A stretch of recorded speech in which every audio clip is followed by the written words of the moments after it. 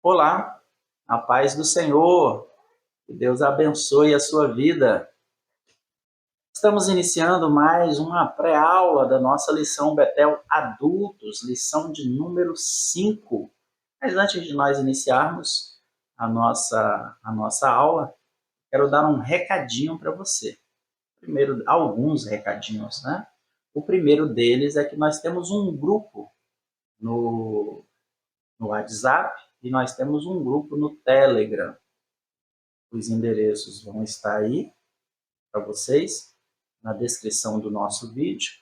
E nesse grupo do Telegram e no grupo do WhatsApp, nós vamos estar então disponibilizando todo o material que nós usamos para preparar essa aula, para que esteja disponível a você, para que você também possa ter acesso a ele para preparar a sua aula para o domingo. Tá bom?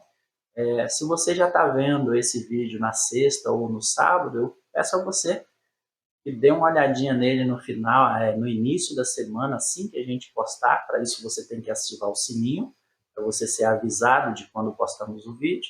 Dê uma olhada nele, já assiste ele na terça ou na quarta-feira, para você ter uma ideia, para quando o material chegar na sua mão, você já encaminhar ali o seu esboço para você dar uma aula a contento. Bom, então toda sexta-feira de manhã, mais tardar ao meio-dia, a gente vai estar liberando esse material para vocês. Bom, segundo aviso curta, comente, se inscreva no nosso canal. Bom, se inscreva agora no início, você que ainda não é inscrito. Se inscreva agora, dá aquela curtida. E lá no final do vídeo, se você não gostar, você cancela a sua inscrição e dá um dislike. Mas se gostar, você completa fazendo um comentário aí embaixo. Porque isso ajuda muito o nosso canal. O YouTube entende que o conteúdo é importante, que o conteúdo é relevante e ele então indica esse vídeo para mais pessoas. Tá bom? Que Deus possa abençoar a sua vida. Terceiro recado é que nós temos uma parceria com um pessoal muito bom da EBD Comentada, um grupo de pessoas que fazem subsídios para revistas da escola dominical. Então, toda semana eles entregam, né, um conteúdo de reforço para a sua lição. Eu vou deixar aí embaixo, na descrição do vídeo, o endereço do site deles, EBD Comentada. É um reforço muito grande para a sua aula no domingo.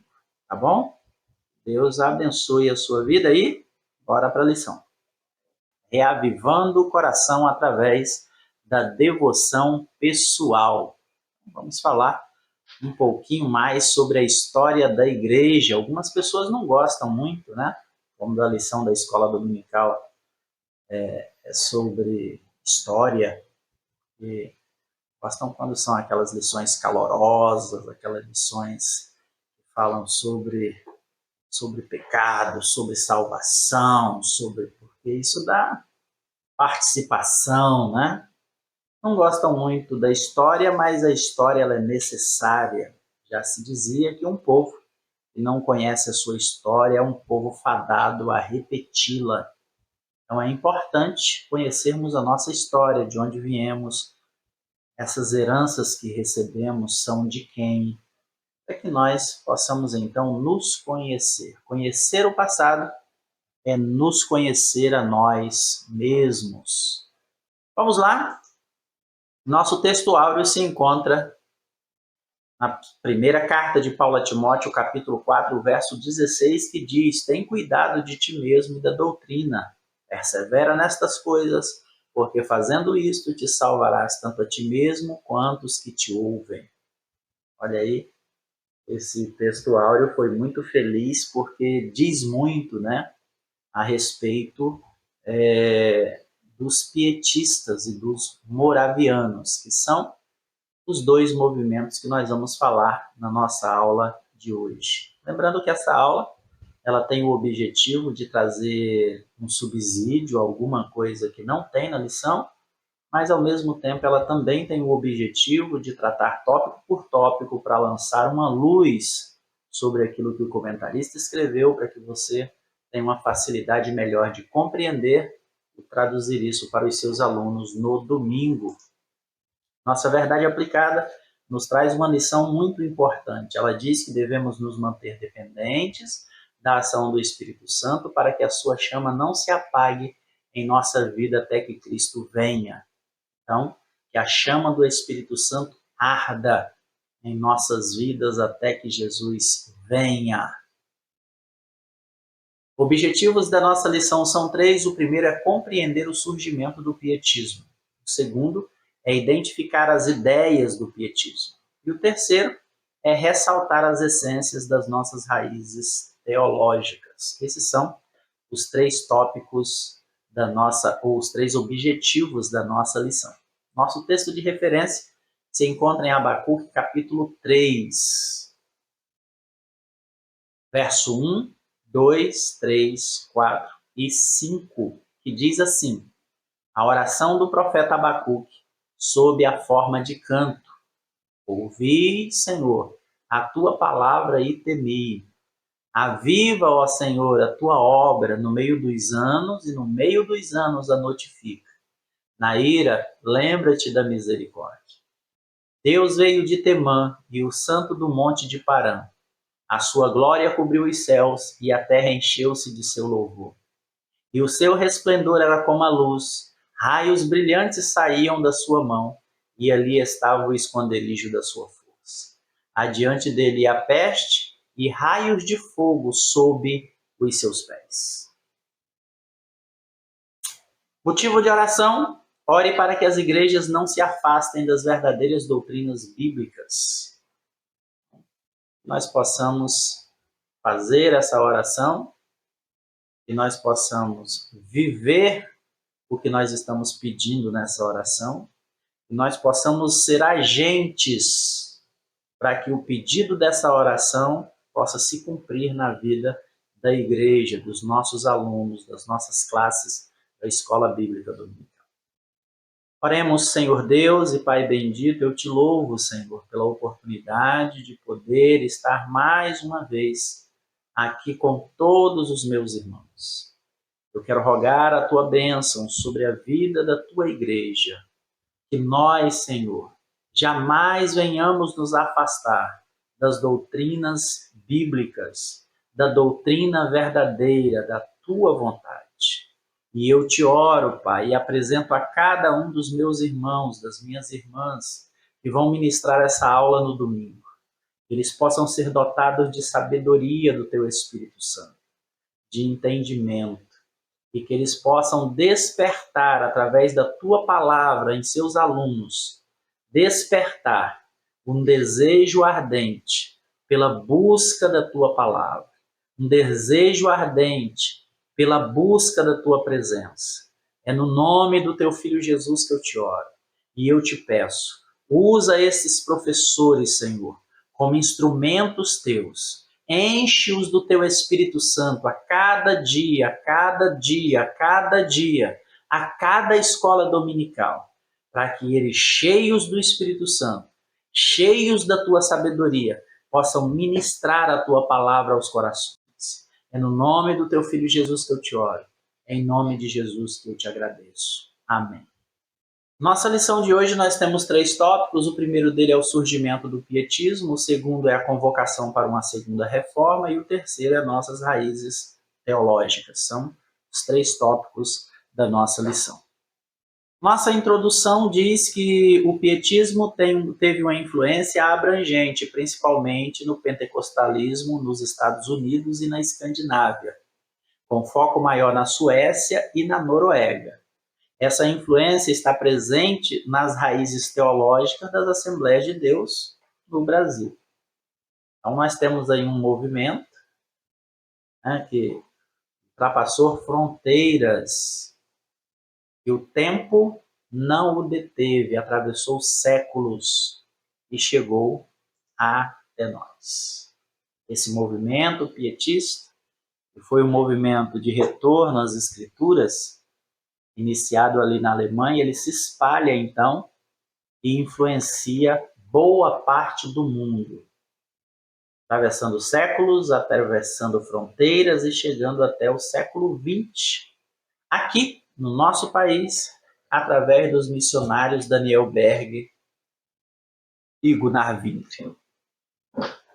Esse movimento foi um movimento que marcou a sua época e marcou as épocas por onde ele passou. Vamos lá, tópico 1, surgimento do pietismo. Eu vou fazer uma inversão aqui nesse tópico. Eu vou trazer o ponto 3 para o ponto 1. Bom? Porque eu penso que seja mais didático falar primeiro do fundador para depois falar das ideias do pietismo. Então, primeiro, nós vamos trazer um contexto histórico, social, econômico, né, da situação ali que Spener vivia na época, a igreja luterana vivia na época, a sociedade vivia na época, e depois então nós vamos falar do seu fundador e vamos falar das suas ideias, tá bom? Então, fiquem de olho aí porque eu vou fazer essa inversão aí. O pós-reforma foi marcado pelo surgimento de novos movimentos que transformaram as sociedades. Dentre esses movimentos, podemos ressaltar o pietismo, que surgiu no final do século VII como resposta ao distanciamento da Igreja Oficial Luterana da prática piedosa. Então, a Igreja Luterana se afasta da prática piedosa, da vida cristã no dia a dia, e aí então surge o movimento pietista para trazer uma reforma, um retorno às origens. O contexto histórico, social e econômico do pietismo dentro e fora da igreja. No Estado, o Estado vivia o absolutismo. O absolutismo era foi, né, na verdade, um sistema político que dava poder ilimitado ao monarca. Ele governava o Estado e o povo sem questionamento de ninguém. Esse era o regime, né, o sistema político vigente na época de Spener. E o povo não podia fazer nada, falar nada, ele decidia tudo. Esse foi um sistema político muito comum na Europa entre os séculos XV e o século XIX. Característica desse sistema político, o monarca tinha poder absoluto, por isso o nome absolutismo, sobre o reino dele.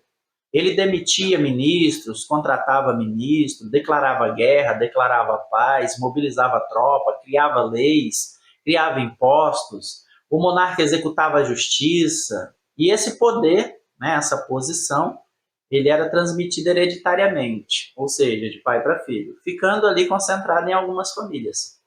O modelo econômico existente, né, nessa época era o mercantilismo. Né? O Estado tinha todo o poder de intervenção na economia, tinha um protecionismo contra a importação. Esse sistema, esse regime de mercantilismo, ele vigorou na Europa entre os séculos XV e o século XVIII. O objetivo desse modelo econômico, o mercantilismo, o objetivo dele era acumular riquezas, porque eles entendiam que a riqueza de um país estava relacionada à quantidade de metais preciosos que eles podiam armazenar. Então, eles mediam a riqueza através, principalmente do ouro, né, acumulado. Esse regime mercantilismo, ele foi aí uma transição entre o feudalismo e o capitalismo liberal. Evidente que não dá para a gente falar sobre essas coisas na nossa aula, porque o tempo não permite. Como estava a sociedade? O Estado, num regime absolutista. A sociedade estava em crise. Ao lado do absolutismo, outro fator caracterizou a época, uma crise violenta que abalou todos os setores da vida, a ponto do povo na Inglaterra, estou lá na igreja anglicana, ao ponto do povo na Alemanha ver a sua sobrevivência ameaçada, tal era a crise que eles estavam vivendo. Os sinais mais visíveis dessa crise foram as guerras, muitas guerras, entre as quais a mais importante é a Guerra dos 30 Anos, que aconteceu entre 1618 e 1648. Foi uma guerra entre católicos e protestantes, né? Eles entraram numa guerra ferrenha, católicos e protestantes. Eles dão o nome de uma guerra religiosa, mas na verdade a guerra não tinha só a ver com religião, tinha muito a ver com a questão do domínio da Igreja Católica. A Igreja Católica não queria perder o seu domínio. E os reinos, né, os regentes, os reis, não queriam voltar novamente para o domínio da Igreja. Não queriam, eles já tinham se libertados e eles não queriam voltar de jeito nenhum para o domínio da Igreja. Então, é chamada, né, de uma guerra religiosa, mas nós sabemos, né, o que tem por trás disso tudo. Então, essa guerra foi uma guerra ferrenha que se estendeu por vários países da Europa e foi tão feia, ela trouxe um prejuízo tão grande que matou milhões de pessoas. Milhões de pessoas. Olha que se nós falarmos de milhões de pessoas hoje, é quase nada, né? Porque nós temos mais de 8 bilhões de pessoas no mundo. Mas naquela época não era assim, né? Naquela época o número de pessoas no mundo era bem menor, mas bem menor do que nós temos hoje. É uma população minúscula. Então, milhões naquela época era muita gente. Só na Alemanha foi dizimada 40% da população rural e 30% da população urbana. Isso arruinou a economia. A população empobreceu, cresceu o endividamento, a produção de alimentos diminuiu a oferta de emprego, e a situação era uma crise muito grande, a situação era muito complicada. Esse era o cenário, né, na sociedade no tempo de Spener e da reforma pietista. Essa crise econômica ela teve fortes reflexos na vida moral e dos bons costumes do povo. Vocês sabem que o povo brasileiro diz que o tempo da crise é o tempo de empreender, né? Pois é, não é só no Brasil não, todo lugar é assim. E sempre tem os espertalhões, né? Sempre tem os espertalhões que tiram proveito do povo nessa época. Então, o que reinava nesse tempo era a desgraça, era a miséria, era a incerteza. Né? Será que eu como hoje? Será que meu negócio sobrevive mais um mês? Né? Será que meus filhos têm o que comer amanhã? Será que eu vou receber aquela dívida que eu tenho? E era um tempo de muita incerteza, muita miséria, muita desgraça, e isso deixou as pessoas profundamente angustiadas, a ponto do século XVII ser conhecido como o século da angústia. Né? E como eu estava falando, no meio de tanta desgraça, de tanta miséria, de tanta angústia, as pessoas esperavam que a religião os consolasse, aconselhasse, né? Edificasse as suas vidas espirituais. Era tanto esse anseio, esse desejo, que foi enorme a procura por literatura cristã nessa época, a ponto de 25% de todos os livros vendidos no século VII serem de caráter edificante e cristãos. O tanto que eles procuravam esse tipo de coisa. Por quê? Porque o cenário era de desgraça, de miséria e de angústia.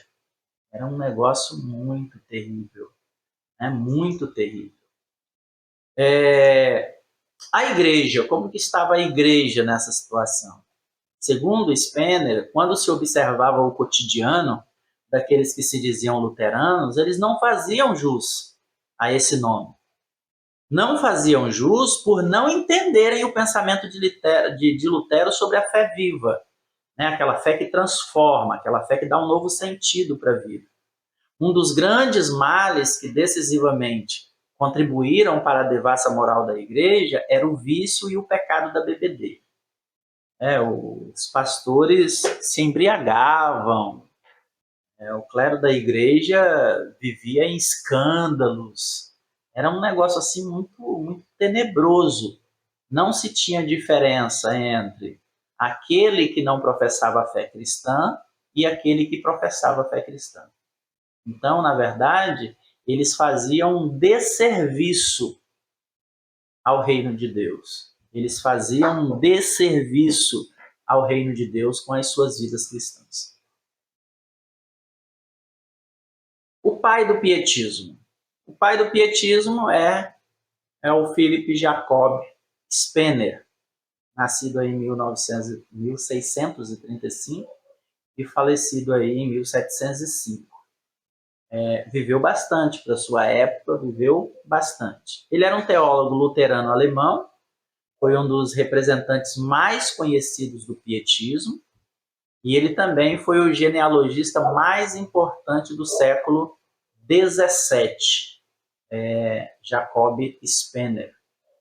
Ele se tornou pregador na Catedral de Estrasburgo em 1666, sênior do Ministério Luterano de Pregadores na Cidade Imperial Livre de Frankfurt em 66, e em 1686, ele foi nomeado primeiro capelão da corte em Dresden. Essa era a posição mais valorizada na igreja luterana. A partir de 91, ele foi ser reitor e conselheiro consistorial em Berlim. Esse era um camarada muito estudioso, muito inteligente e muito comprometido, né, com a sua vida cristã, comprometido com Deus. Spener, então, dentro desse cenário todo, ele denunciou os abusos na igreja e a falta de conhecimento bíblico dos crentes e do clero, né? Alguns pastores, alguns líderes não tinham o conhecimento devido da palavra. Não tinham o conhecimento no sentido de não ter o conhecimento, não tinham conhecimento no sentido de não colocar em prática o conhecimento. Então, todos os dois lados, né, nós tínhamos problema aí. Ele denunciou essa situação na sua obra Pia Desideria, Desejos Piedosos, né, o nome do livro, de 1675. Nela, então, nessa obra, nesse livro, Spener, ele propunha um programa abrangente de reforma para a igreja luterana. E assim inicia o movimento pietista que defendia esse intenso aperfeiçoamento da piedade na essência luterana. Ele queria que a igreja luterana voltasse novamente para a sua essência, voltasse novamente para as Escrituras, voltasse para aquilo que Lutero havia idealizado. Era predominante na sua teologia a priorização das Escrituras em lugar dos credos. Aí tinha o credo dos luteranos, tinha o credo dos calvinistas, e eles ficavam brigando em respeito a isso. E aí discutiam, e era longo, né, as discussões dos luteranos com os papistas e com os calvinistas. E ele então defendia aí a priorização das escrituras em lugar dos credos. A procura da santificação, a defesa da doutrina que tem a Bíblia como a única referência de fé. Então, a procura da santificação devia ser feita por todos, do clero aos leigos, todo mundo buscando a santificação. E a única defesa que deveria ser feita é da doutrina que tem a Bíblia como única referência de fé. Ou seja, deixar de lado aqueles credos que haviam sido feitos por Calvino e por Lutero e pela Igreja Católica. Então, eles ficavam naquelas discussões intermináveis. E nada daquilo refletia na sua prática diária. Ele enfatizava também, na sua teologia, o conhecimento religioso aprofundado e a preocupação com o desenvolvimento espiritual. Né? Os líderes eram muito preocupados com o desenvolvimento intelectual, mas pouco preocupados com o desenvolvimento espiritual dos indivíduos. E isso ele batia firme. Né? Por quê? Porque a igreja precisa desenvolver essa vida espiritual. É através da vida espiritual que ela tem contato com Deus. E é através do contato com Deus que ela recebe a transformação do Espírito Santo em sua vida. Spener tinha uma visão de um futuro melhor para a igreja, mas isso implicava que a igreja precisava de uma renovação. Isso implicava que os líderes reconhecessem que a igreja estava em decadência. E isso não ia ser fácil, né, deles reconhecerem. Como não reconhecer? Por causa de sua insistência na instrução religiosa, ele insistia em instruir o povo, ele juntava grupos, ele pregava para as pessoas, e também o seu modo de vida, que era um protesto, né, contra aquela frouxidão moral que existia na sua época. Ele vivia uma vida bem certinha, e isso protestava contra o modo de vida que eles viviam. Isso tudo levou, né, os seus oponentes, que eram os luteranos ortodoxos da Universidade e da Corte Saxônica, levou esses oponentes a chamá-lo de fanático. Aí agora olha só a qualidade dos indivíduos que chamavam Spener de fanático. A Corte Saxônica, cujo o eleitor era João Jorge III, esse João Jorge III já havia sido repreendido por Spener por embriaguez. Estava lá dando um maior show lá, embriagado, cheio da cachaça, e foi repreendido por Spener. Então eles chamavam ele de fanático, santarrão. Lembram lá dos puritanos, que receberam esse nome de maneira pejorativa porque queriam ser santos demais aos olhos do povo relaxado? Pois é, Spener agora tem o apelido de fanático, é chamado de fanático pelos seus oponentes. E por ter quem seguisse Spener nessas ideias, ele era visto como alguém com um potencial muito grande para fragmentar a igreja. Como eles não queriam deixar a boa vida na luxúria que eles viviam, eles ficaram muito preocupados com essas ideias de Spener. 2. As ideias da reforma pietista. Para o pietismo, a vida piedosa deveria ser refletida em todas as ações do cristão. O pietismo defendia? Ele defendia que a minha vida cristã ela deveria ser regida pela palavra em toda as minhas ações. Levavam muito a sério aquilo que Paulo escreve aos Coríntios, né? Dizendo que tudo que eu fizer deve ser feito para a glória de Deus. Quer eu coma, quer eu beba, ou faça qualquer outra coisa, tudo para a glória de Deus. E levava a sério aquilo que está em Hebreus, né? Hebreus 4, se não me falha a memória, que diz que nós somos rodeados por uma tão grande nuvem de testemunhas. É claro, teologicamente, observando o texto, está falando das testemunhas do capítulo capítulo 12, né? Capítulo 4 não, tá? Agora me veio a memória. É claro que, teologicamente falando, ele está se referindo às testemunhas do capítulo 11, os heróis da fé.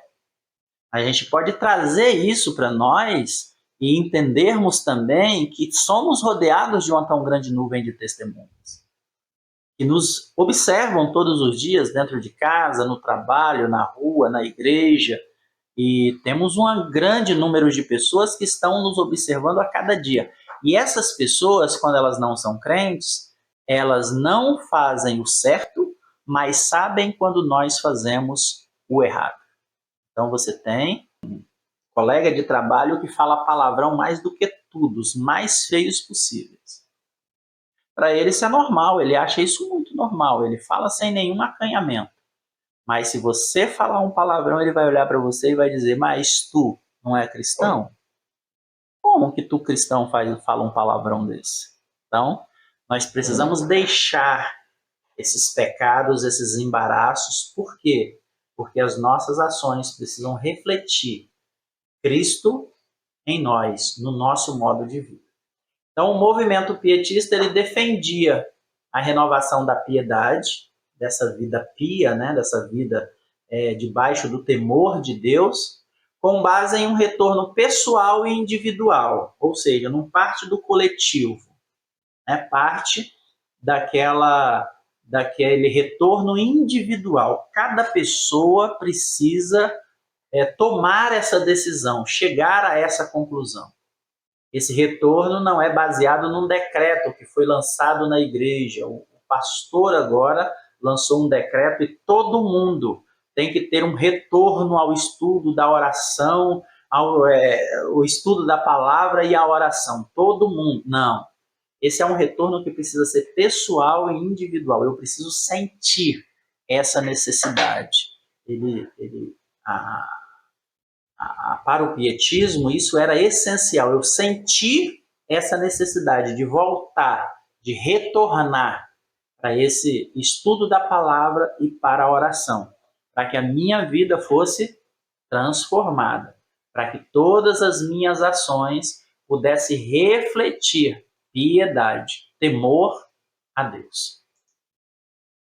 1.3, o resgate da reforma.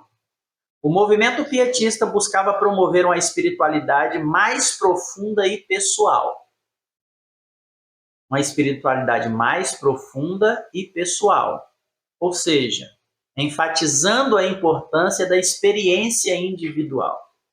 Às vezes, tem muitos crentes ainda hoje que vivem da experiência dos outros, do que ele ouviu falar. Assemelha-se muito, né, com aquilo que Jó fala no capítulo 42, fala a Deus, eu conhecia o Senhor de ouvir falar, agora os meus olhos te veem. Ele teve uma experiência pessoal com Deus. E essa experiência pessoal, individual, era muito enfatizada pelo movimento pietista. Por quê? Porque essa experiência, ela é fundamental. Esse mover do Espírito Santo é fundamental na minha vida para que haja uma transformação. É impossível que alguém tenha essa experiência individual com Deus, que tenha esse mover do Espírito Santo em sua vida e continue sendo a mesma pessoa. Continue sendo a mesma pessoa. Isso é impossível que aconteça. Ele procurava promover uma comunhão universal entre os crentes. Essa abordagem visava unir as pessoas em torno de valores espirituais e éticos, independente de suas origens sociais ou de seu status. Então, o desejo dele era fazer a união desse corpo de Cristo, que as pessoas na igreja e na sociedade pudessem, né, chegar a esse conhecimento, chegar a essa experiência com Deus e viverem como igreja e não como viviam na sua época. Uma época cheia de crise e com um monte de gente tirando vantagem uns dos outros, com um monte de gente dando escândalo, com um monte de gente vivendo como se Deus não existisse, vivendo como o Salmo 14, vivendo como o Salmo 53. Diz o nécio no seu coração, não há Deus. Esse não há Deus, ele pode se refletir através dos nossos atos. Eu posso não dizer isso com a boca, mas eu posso estar dizendo isso através dos meus atos. Uma vida desregrada, uma vida de pecado, uma vida de indiferença com Deus, isso transmite uma mensagem de que eu não estou nem aí para Deus, é como se ele não existisse.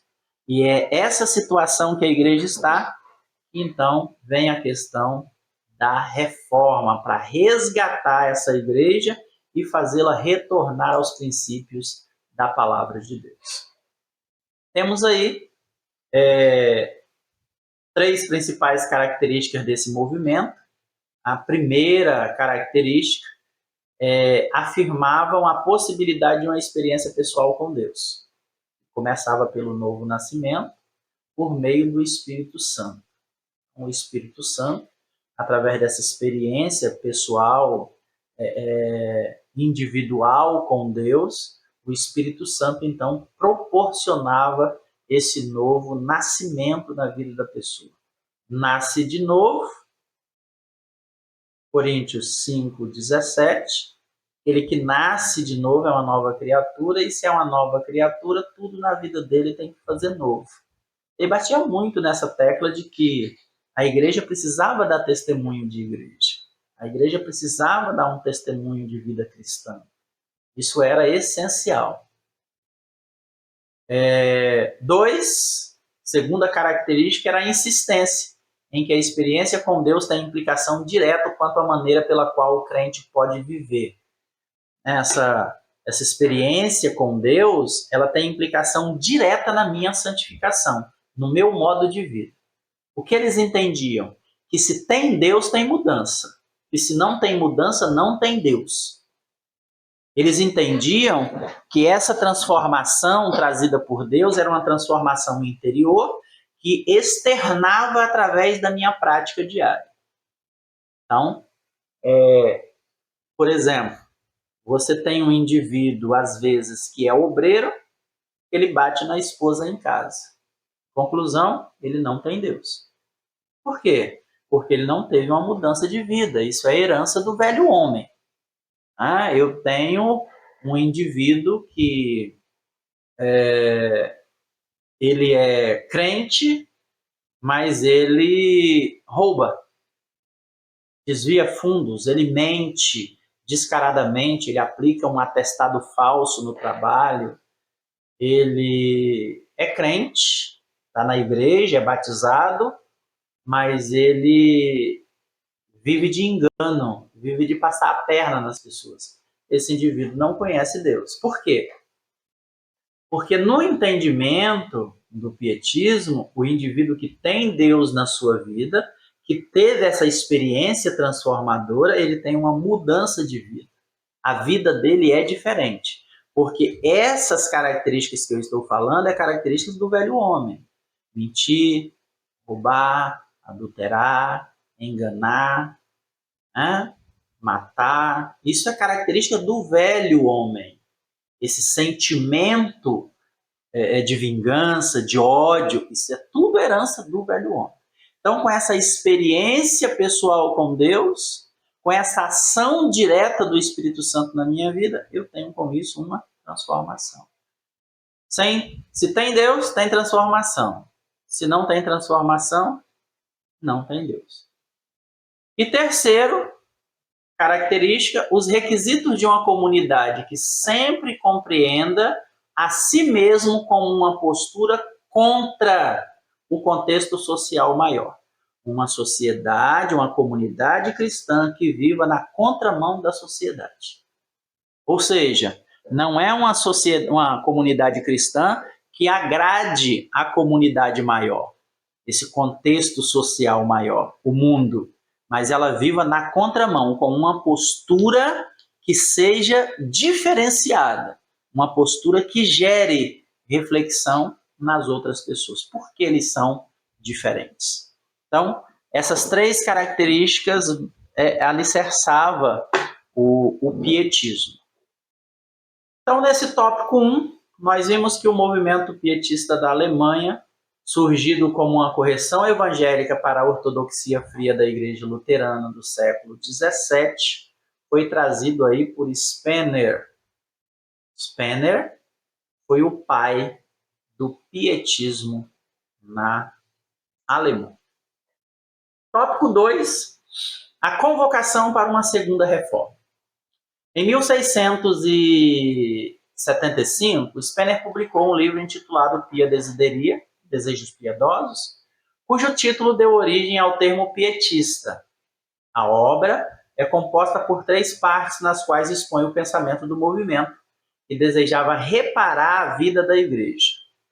Reparar, trazer um reparo para a vida da igreja.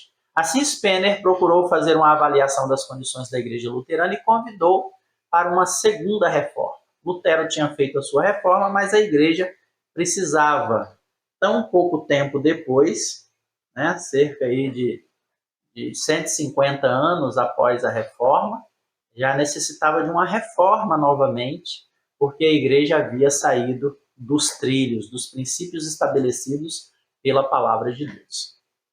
2.1. A decadência espiritual da igreja luterana. Apoiando-se na ideia de que a igreja luterana, em sua teologia, estava se afastando muito da realidade e da incumbência da igreja, surgiu o movimento pietista. Esse movimento avivalista difundiu a fé protestante em muitas partes do mundo. Muitas partes do mundo. Olha que ele nasceu por causa da Igreja Luterana da Alemanha. A Igreja Luterana da Alemanha, a Igreja Luterana Mãe. Ele surgiu lá, mas ele se espalhou por muitas partes do mundo, da Europa, da América, da Ásia. Por que esse movimento surge? Porque os pietistas chegaram à conclusão que a igreja luterana tinha adotado práticas não bíblicas. Isto é, a igreja passou a admitir algumas doutrinas e algumas tradições que eram conflitantes com aquilo que foi, estabelecido pela reforma protestante. Só para vocês terem ideia do tipo, de situação, um dos erros, uma das práticas não bíblicas que acontecia ali, e acontece até hoje, é sobre a regeneração batismal. A igreja luterana ela defende que o batismo é o momento em que a pessoa recebe o Espírito Santo e é levada ao estado de salvação. Eu batizei nas águas, eu recebo o batismo no Espírito Santo e recebo a salvação. Para eles, a regeneração não ocorre até que a pessoa seja batizada na água. Para eles, não tem diferença entre batismo no Espírito Santo e batismo nas águas. Não tem diferença para eles.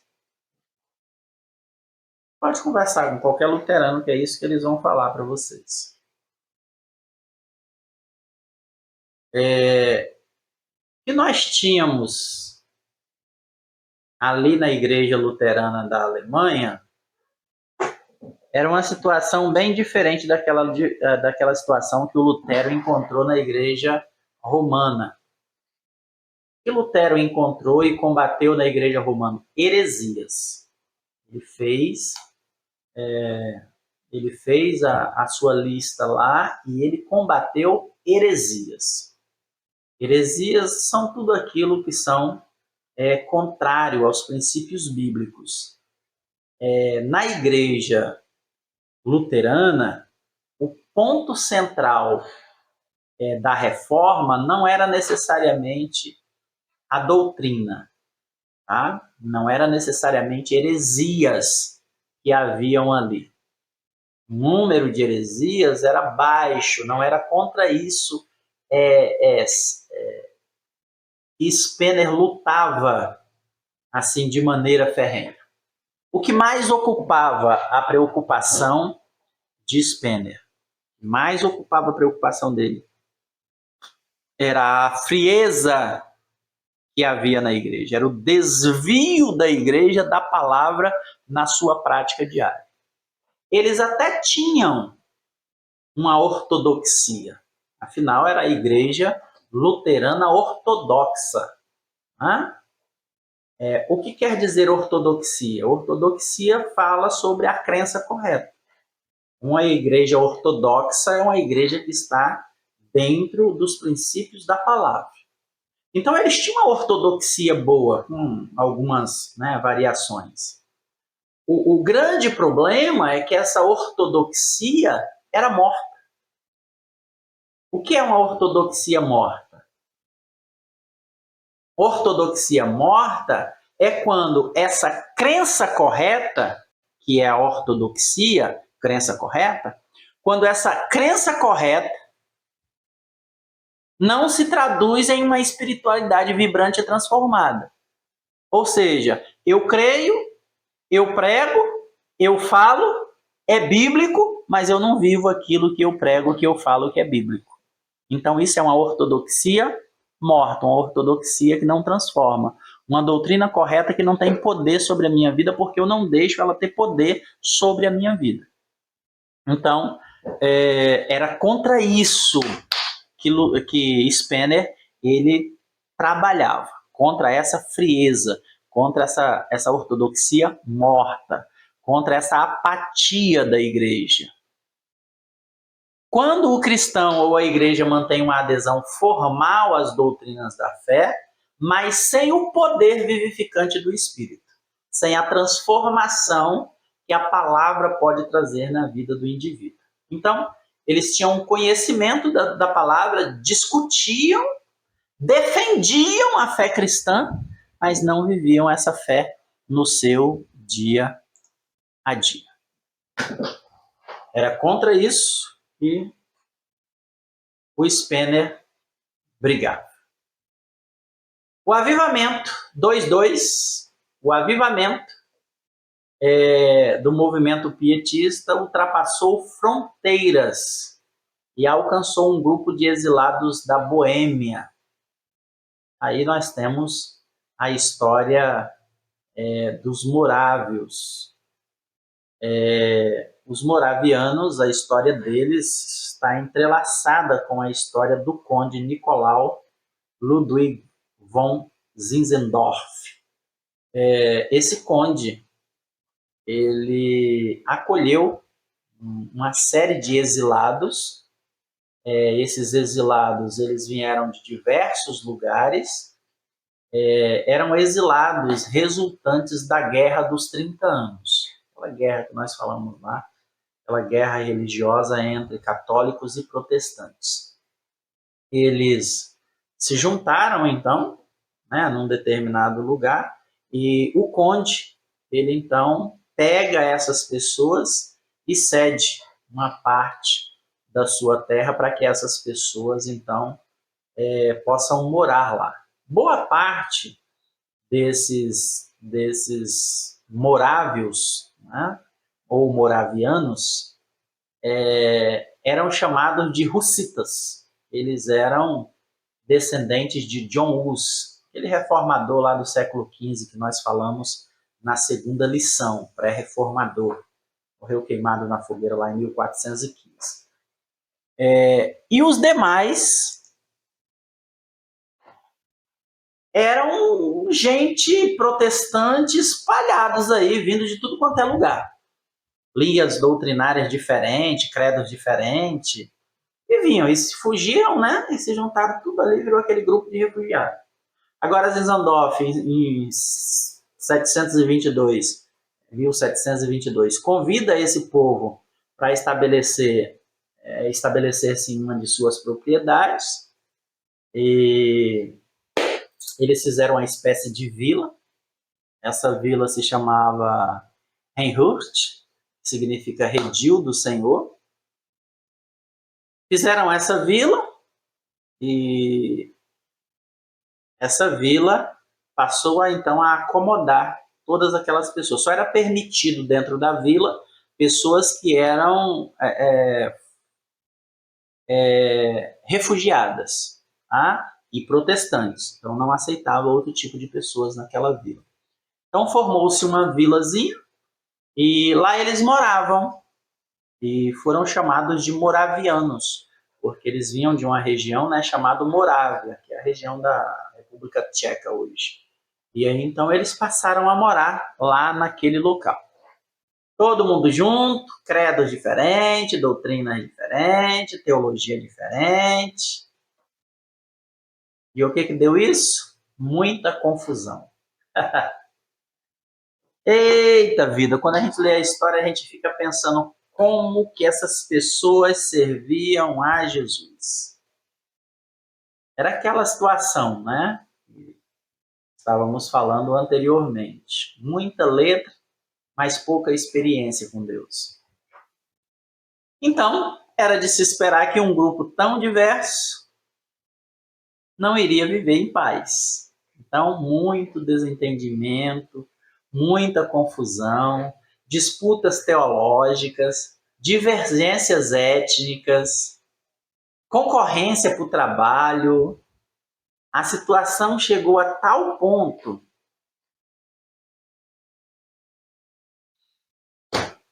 que faziam cultos separados. Faziam cultos separados.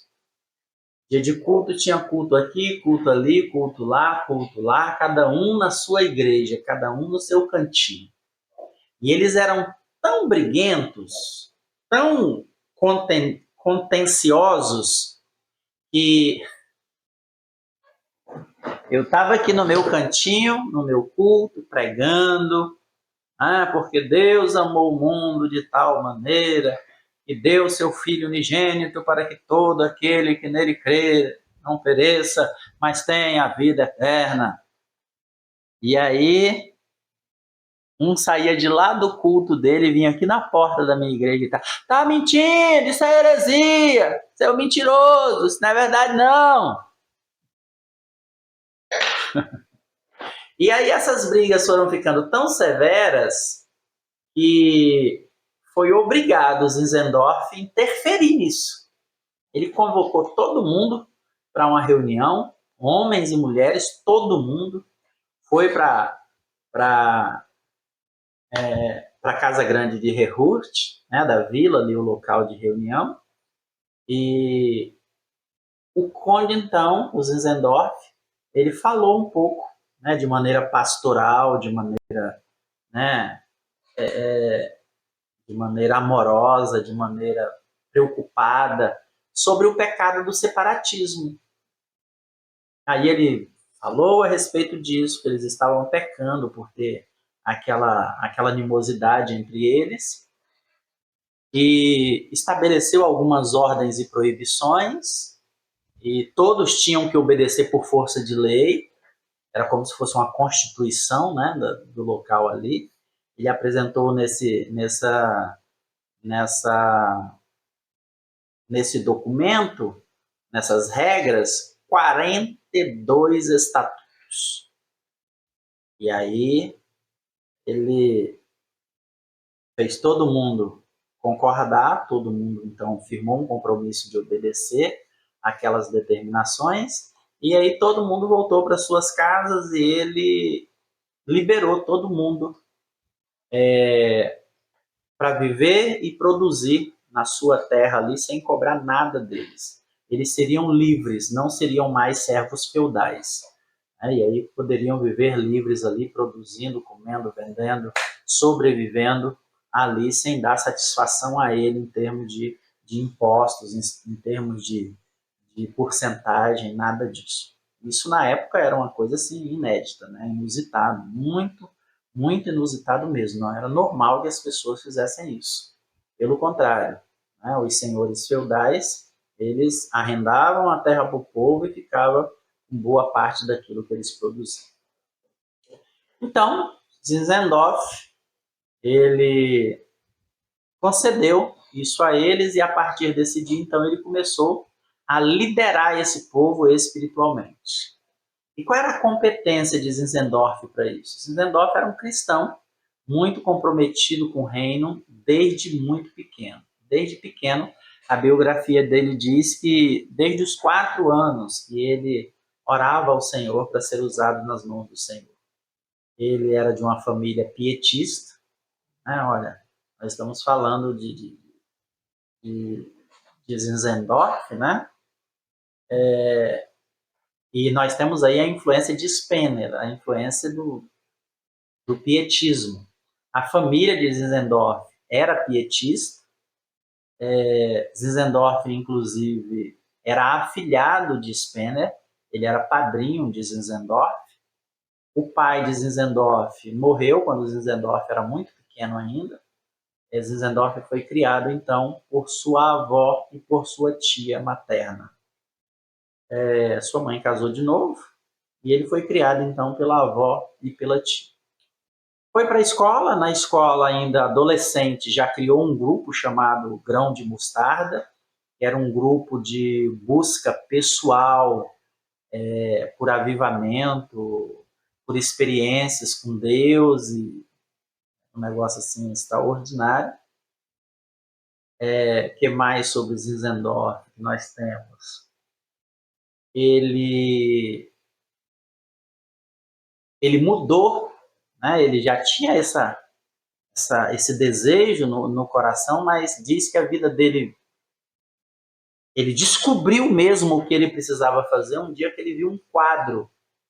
E nesse quadro, parece-me que tinha uma imagem de Jesus e uma escrita que dizia: eu fiz tudo por você, o que você está disposto a fazer por mim?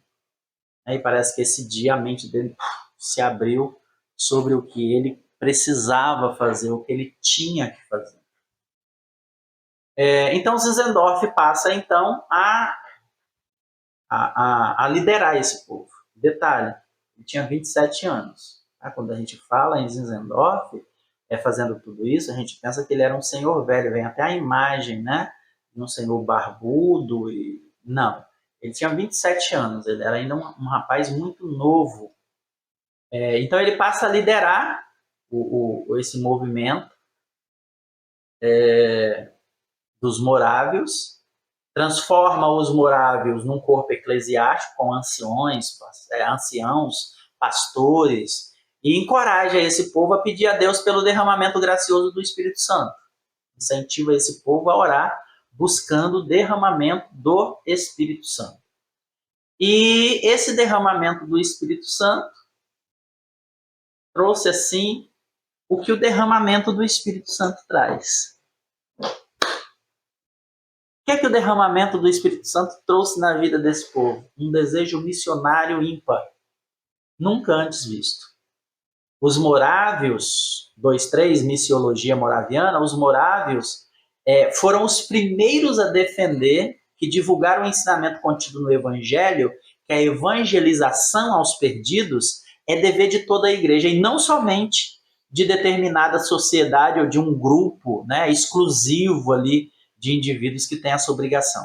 Então, eles foram os primeiros a defender essa ideia que o evangelismo é uma obrigação de todos. E aí esse pensamento levou o Zinzendorf a assumir a liderança espiritual dos morávios, a transformar o grupo em um grande centro de preparação e envio de missionários, que acabou influenciando muitos movimentos na Europa, nos Estados Unidos e no mundo inteiro. Um dos influenciados por esse movimento moraviano foi John Wesley. Ele foi um dos influenciados. E quem foi John Wesley? Um grande avivalista. Um camarada assim extraordinário. Herança, né, vinda dos moravianos, que era um povo que tinha uma pegada missionária assim, né? É quase impraticável pensar numa missiologia ou teologia da missão sem considerar o papel do Conde Zinzendorf, apontado como a figura mais importante da história da espiritualidade cristã no século XVIII. Esse foi Zinzendorf. Tá? Tem duas situações aí com os moravianos que chamam muito a nossa atenção. A primeira é aquele avivamento. Começou numa dinâmica de oração de 24 horas, diárias, né, de oração, de pregação, de ensino, e durou 100 anos. 100 anos de oração. O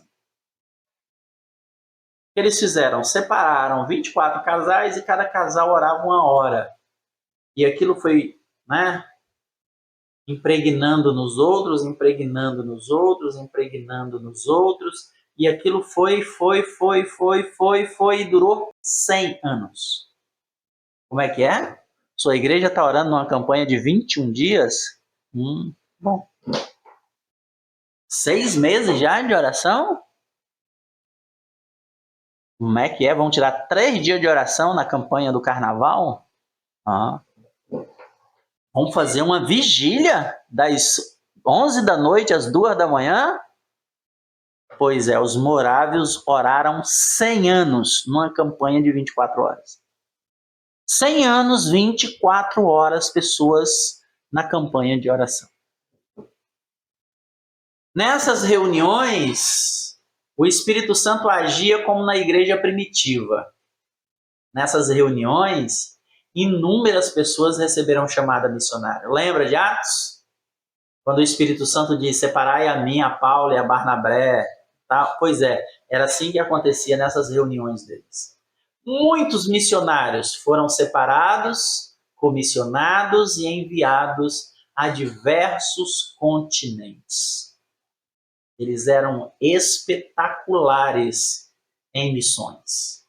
Por que isso? Porque eles buscaram ser cheios do Espírito Santo, eles buscaram o poder do Espírito Santo. E o poder do Espírito Santo vem para quê? Para fazer com que eu testemunhe de Cristo. Qualquer Espírito Santo que desça sobre alguém que não o motive a falar do amor de Jesus, não é o Espírito Santo. De Deus, não.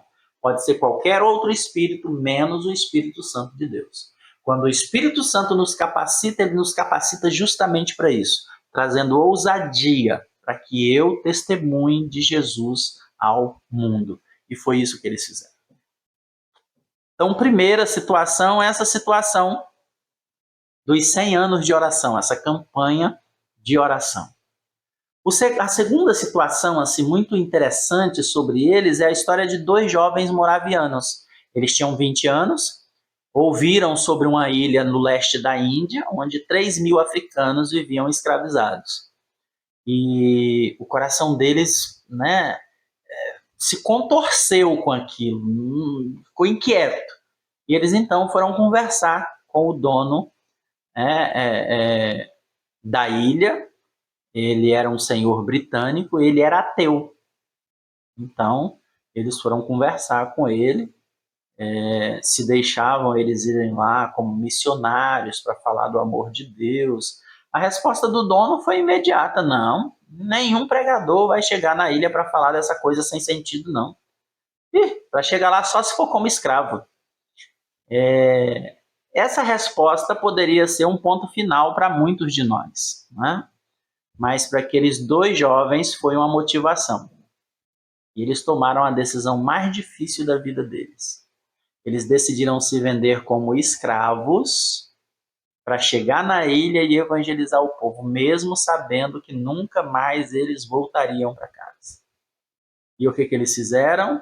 Eles se venderam como escravo, porque na ideia deles, eles poderiam suportar o fato de viverem confinados pelo resto das suas vidas como escravo. Mas eles jamais suportaria saber que tantas almas morreriam sem a salvação. Quando a gente lê, quando a gente ouve essas histórias, a gente entende o quanto a gente tem feito nada para o reino de Deus. Às vezes a gente se elogia, né? A gente se gaba porque fez uma pregação bonita, porque a gente orou e o fogo caiu, porque na hora do louvor que eu louvei, a igreja encheu da glória de Deus, e a gente termina o culto achando que a gente fez uma grande coisa.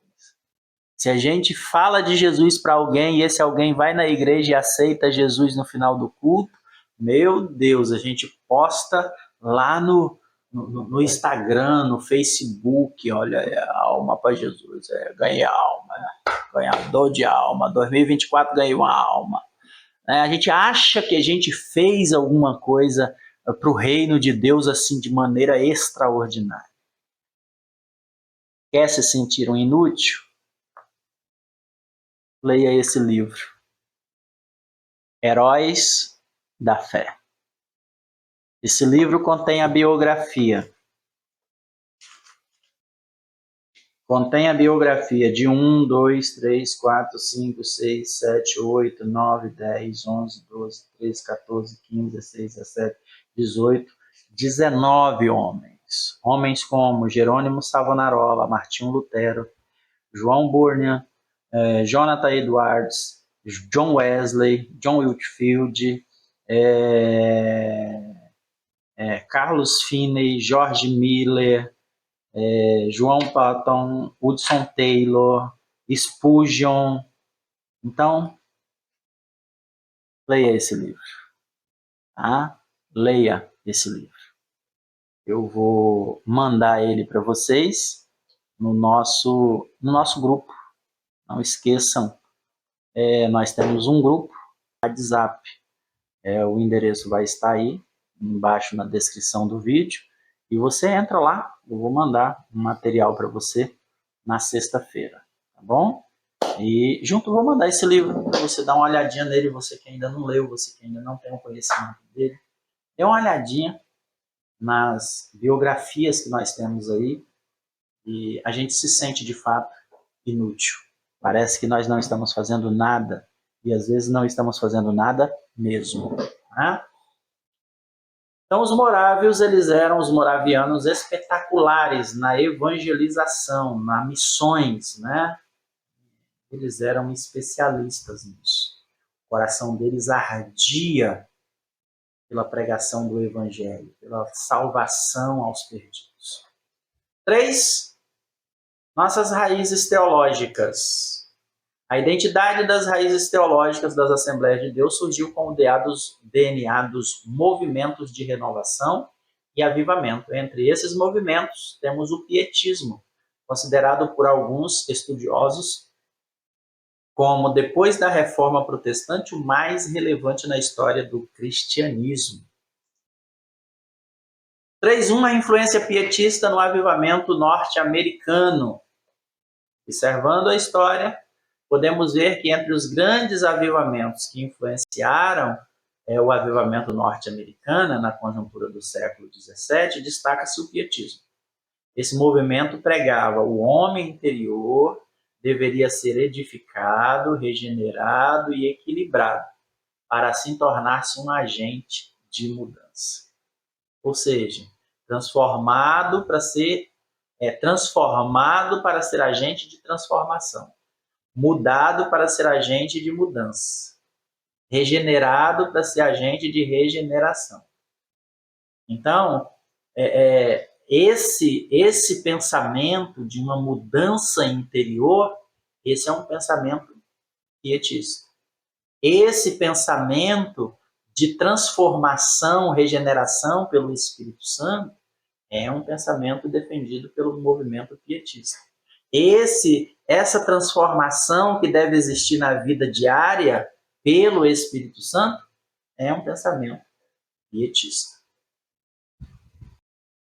3.2. A influência americana e escandinava no avivamento brasileiro. A história do pentecostalismo brasileiro, ele passa por avivamentos nos Estados Unidos, onde estavam os pioneiros, né, que trouxeram a palavra de Deus, o pentecostalismo até o Brasil. Daniel Berg e Gunnar Wingre, esses dois homens é quem trouxe o pentecostalismo, dando início aí à Assembleia de Deus no início do século XX, na cidade de Belém, ali no Pará. Direcionados pelo Espírito Santo, receberam o chamado de Deus. Deus deu o nome da cidade para onde eles deveriam ir. Eles nem sabiam que existia essa cidade, nem para onde era. Pegaram um mapa para descobrir que era no Brasil. Pegaram o navio e vieram para cá. Não sabiam falar o português. Enquanto um trabalhava de dia, o outro ia estudar português. Trabalhar para comer, né, para sobreviver. O outro ia estudar português. De noite, o que estudou português de dia e é ensinar o outro a falar português de noite. Oh, irmãos, nós não fazemos nada, nós não sacrificamos nada, nada. A gente, quando dá uma aula na escola bíblica dominical, a gente já acha que está fazendo muita coisa, porque eu sou professor da escola dominical. Só Jesus para ter misericórdia da nossa vida. Porque eu passo 3 horas preparando a minha lição da escola dominical. Meu Deus do céu. A gente precisa aprender muito com a história. A gente precisa aprender muito com esses homens a respeito do que é priorizar o reino de Deus. Muito, muito. Além deles também, exerceram influência no Brasil, além de Daniel Berg e Gunnar Wingre, os missionários enviados pelos Estados Unidos e as diversas obras literárias, doutrinárias aqui publicadas. Mesmo assim, talvez no início do século XX, a maior influência tenha sido do pietismo escandinavo, sueco-norueguês, que dava ênfase à vida espiritual. Segundo os estudiosos do assunto, ainda houve forte herança escandinavas na Assembleia de Deus, como o forte ênfase na observação de usos e costumes, era muito forte isso, principalmente nas primeiras 7 décadas do século XX, era muito forte, a Assembleia de Deus era muito pegada a essa questão de usos e costumes, e é importante, tá? Isso fica claro, que os usos e costumes são importantes, tá? A gente só não pode cometer o erro que alguns líderes cometiam no passado, colocando o costume em pé de igualdade com a doutrina. A doutrina é doutrina, costume é costume. Doutrina eterna, costume temporal. Tá? Ele pode existir hoje e não existir amanhã. Doutrina universal, costume é local. Aqui, na cidade onde eu moro, as irmãs podem ser proibidas de usar calça e na cidade vizinha pode ser permitido usar calça comprida. Então, doutrina eterna, costume temporal. Doutrina universal, costume local. Doutrina divina, costume humano. Tá? Então, por que eu digo que os costumes eles são importantes, desde que observados da forma correta? Porque cada povo tem um costume diferente. Cada povo. Se você chega na Bolívia, você vai perceber que o costume deles é diferente de nós. A roupa deles é diferente, a comida é diferente, o palavreado é diferente. É diferente. O idioma é diferente. Né? Você chega em Angola, mesma coisa. Você chega nos Estados Unidos, mesma coisa. Você chega na Inglaterra, mesma coisa. Chega na França, mesma coisa.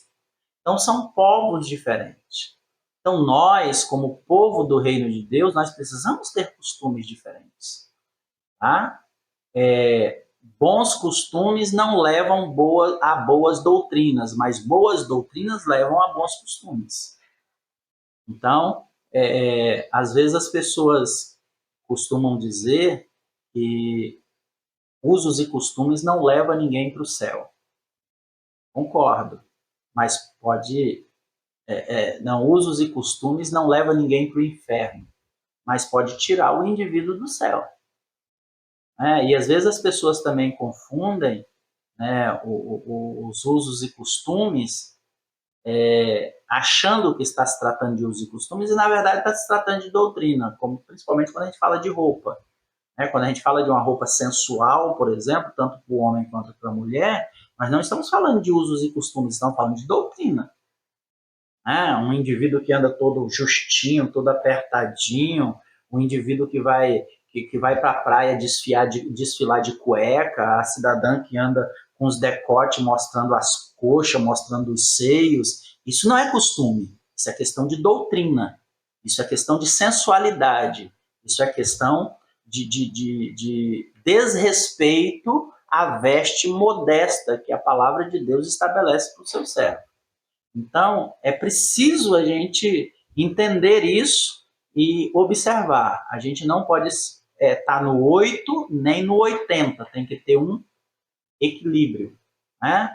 Nessas décadas aí o negócio era muito apertado, hoje o negócio já é frouxo demais. Então, não teve um equilíbrio aí. Muitos pastores hoje lutam para trazer de volta, para buscar aí um equilíbrio, mas já não consegue mais afrouxar o nó, ou apertar o nó, né, que afrouxou demais. Então, eles tinham isso muito forte, né? Algumas igrejas, Assembleia de Deus, em alguns lugares ainda tem, né? O exagero nunca é bom, nem para cima, nem para baixo, mas o equilíbrio ele é necessário.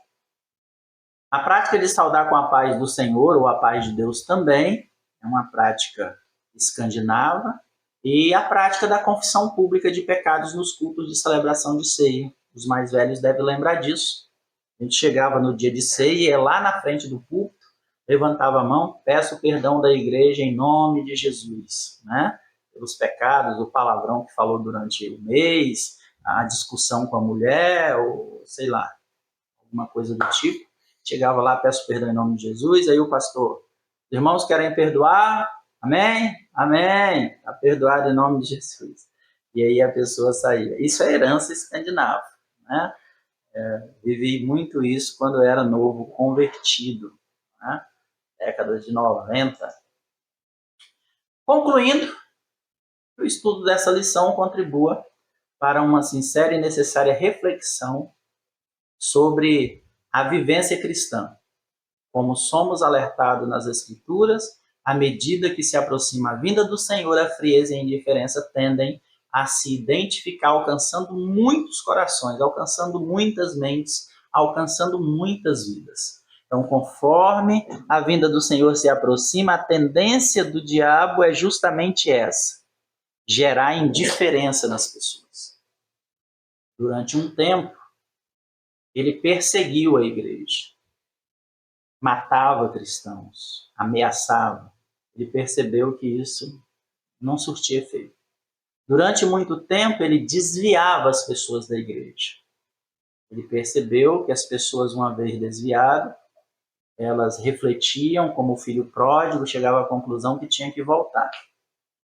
Ele viu que isso não estava dando certo. Então, ultimamente, ele tem usado a indiferença, ele tem usado a frieza. Então, as pessoas não saem da igreja, elas não se desviam, pelo menos no entendimento delas, mas elas não têm aquela chama do Espírito Santo na sua vida. Então vira aquela formalidade, aquela vida cristã mecânica. Eu vou para o culto, eu vou para a escola, eu vou para a oração, mas isso não resulta em transformação na minha vida, não resulta em minha experiência com Deus, não resulta em intimidade com Deus, em alegria de servir a Deus, não resulta em um relacionamento sincero com Deus. E ele ganha com isso porque a pessoa não sente a necessidade de se consertar, porque ela não está desviada, e aquela vida é uma vida de acomodação. Então é uma situação muito difícil, e que essa lição possa servir para uma reflexão a respeito disso. O Espírito Santo, ele continue a aquecer o coração de cada membro do corpo de Cristo. Não extinguais o Espírito Santo. É o que Paulo diz aos Colossenses, no capítulo 5 e o verso 19. Deus abençoe a sua vida. Essa foi a nossa lição de número 5. Peço a você que se inscreva no nosso canal, curta, comente, compartilhe. É muito importante a sua participação nos comentários, a sua participação compartilhando, curtindo, se inscrevendo no nosso canal. Assim, essa mensagem possa chegar a mais pessoas e abençoar mais professores, abençoar mais classes da Escola Bíblica Dominical. Deus abençoe a sua vida. Olá, tudo bem com você? Espero que sim. Que a paz do Senhor Jesus esteja no seu coração. Essa é mais uma pré-aula da nossa Escola Bíblica Dominical Betel, lição Adultos. E antes de começar a lição, eu quero dar algumas informações para você. A primeira delas é que nós temos um grupo do Instagram, nós temos um Instagram. Que isso? Eu não tenho um grupo no Instagram, não. Nós temos um grupo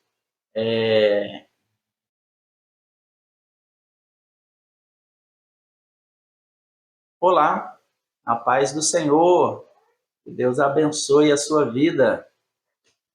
Estamos iniciando mais uma pré-aula da nossa lição Betel Adultos, lição de número 5. Mas antes de nós iniciarmos a nossa aula, quero dar um recadinho para você. Primeiro, alguns recadinhos, né? O primeiro deles é que nós temos um grupo no WhatsApp e nós temos um grupo no Telegram. Os endereços vão estar aí para vocês na descrição do nosso vídeo. E nesse grupo do Telegram e no grupo do WhatsApp, nós vamos estar então disponibilizando todo o material que nós usamos para preparar essa aula, para que esteja disponível a você, para que você também possa ter acesso a ele para preparar a sua aula para o domingo. Bom? Se você já está vendo esse vídeo na sexta ou no sábado, eu peço a você que dê uma olhadinha nele no final, no início da semana, assim que a gente postar. Para isso você tem que ativar o sininho, para você ser avisado de quando postamos o vídeo. Dê uma olhada nele, já assiste ele na terça ou na quarta-feira, para você ter uma ideia, para quando o material chegar na sua mão, você já encaminhar ali o seu esboço para você dar uma aula a contento. Bom, então toda sexta-feira de manhã, mais tardar ao meio-dia, a gente vai estar liberando esse material para vocês. Bom, segundo aviso curta, comente, se inscreva no nosso canal. Bom, se inscreva agora no início, você que ainda não é inscrito. Se inscreva agora, dá aquela curtida. E lá no final do vídeo, se você não gostar, você cancela a sua inscrição e dá um dislike. Mas se gostar, você completa fazendo um comentário aí embaixo. Porque isso ajuda muito o nosso canal. O YouTube entende que o conteúdo é importante, que o conteúdo é relevante e ele então indica esse vídeo para mais pessoas. Tá bom? Que Deus possa abençoar a sua vida. Terceiro recado é que nós temos uma parceria com um pessoal muito bom da EBD Comentada. É um grupo de pessoas que fazem subsídios para revistas da escola dominical. Então, toda semana eles entregam um conteúdo de reforço para a sua lição. Eu vou deixar aí embaixo, na descrição do vídeo, o endereço do site deles, EBD Comentada. É um reforço muito grande para a sua aula no domingo. Tá bom? Deus abençoe a sua vida e bora para a lição.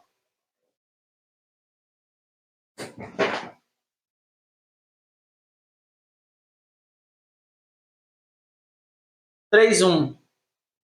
As marcas pietistas nas Assembleias de Deus. Quais são as marcas que nós temos do pietismo na Assembleia de Deus? 1. A importância do sentimento na experiência cristã. Era-se enfatizado muito a fé. A fé, não o sentimento. A fé. Fé sem sentimento. O movimento pietista ele vem defendendo, então, a importância do sentimento nessa experiência. Qual a diferença de fé e sentimento? Fé é crença, é convicção. Sentimento é uma reação emocional.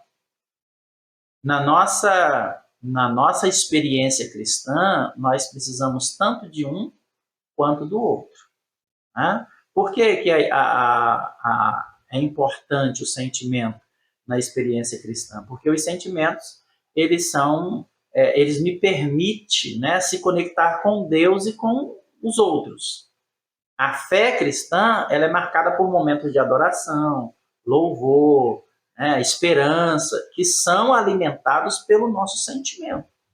Então, a fé e o sentimento precisam andar juntos.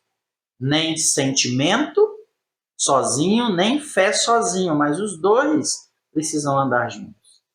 A fé, ela é uma convicção, mas a emoção, ela também precisa estar junto nessa minha adoração e nesse meu louvor.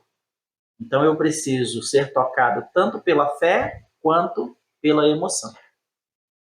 A gente percebe, né, hoje um apelo muito grande para a emoção das pessoas. Pregações que despertam a emoção, mas não despertam fé, porque não despertam a reflexão na vida da pessoa. É só um êxtase. Né? Então, nem só emoção, nem só fé. A emoção tem uma participação muito importante. O sentimento tem uma participação muito importante nessa experiência cristã. Segunda marca do pietismo na Assembleia de Deus é a participação dos leigos na edificação da igreja, ou seja, o povo, de um modo geral, tem responsabilidade na edificação da igreja, é o que diz o apóstolo Paulo sobre a importância de cada membro do corpo. Cada membro do corpo tem a sua participação, afinal, nós somos o sacerdócio real.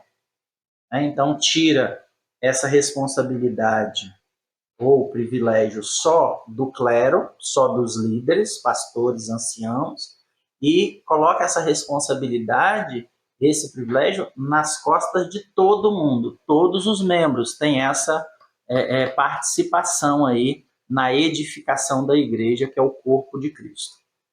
Inclusive, Paulo, escrevendo aos Coríntios, ele fala, né, escrevendo aos Coríntios e aos Efésios, ele fala sobre os dons espirituais e os dons ministeriais, e ele diz que esses dons têm a finalidade de edificar a igreja.